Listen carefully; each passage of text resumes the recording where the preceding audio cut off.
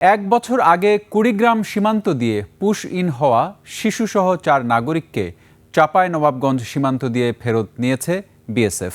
বিকেলে চাঁপাইনবাবগঞ্জের সোনা মসজিদ স্থলবন্দর ইমিগ্রেশন দিয়ে তাদেরকে বিএসএফের কাছে হস্তান্তর করা হয়। নিজ দেশে ফিরে যেতে পেরে উচ্ছ্বসিত ভারতীয় নাগরিকরা। চাঁপাইনবাবগঞ্জ প্রতিনিধি আমিনুল ইসলামের তথ্য ও ভিডিওতে desk report. Lily whipped shea mystic glowing body wash, secret to ultimate glow.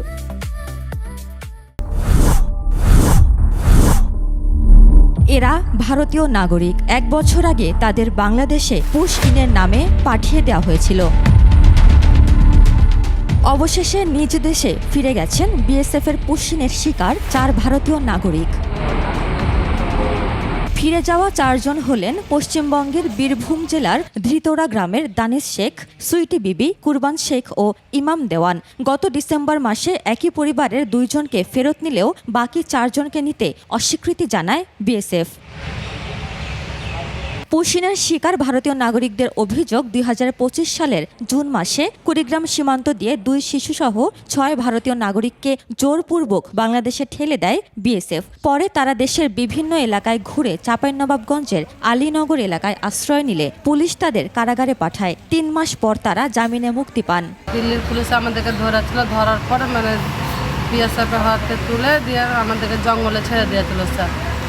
তারপরে আমরা বাংলাদেশে এসেছি। বাংলাদেশে এসে আমরা জেল খেটেছি। জেলে 3 মাস 10 দিন থেকে জামিন হওয়ার পর 3 দিন পরে সোনালী খাতুন আর ছেলেকে ফেরত নিয়ে আসে ভারত সরকার। ২ দেশের সর্বোচ্চ আদালতে তারা ভারতীয় নাগরিক হিসেবে প্রমাণিত হলে বিষয়টি ২ দেশেই আলোচনার জন্ম দেয়। এরপর ভারতীয় কর্তৃপক্ষ তাদের জন্য ট্রাভেল পাস ইস্যু করে। দুপুরে তারা সোনা মসজিদ ইমিগ্রেশন দিয়ে ভারতে ফিরে যান।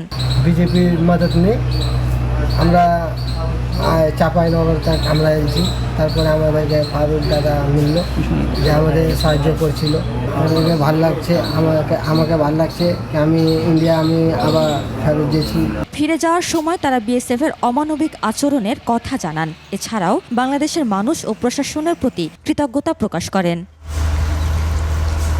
উপমা রায়, ডেস্ক রিপোর্ট, ২১ টেলিভিশন।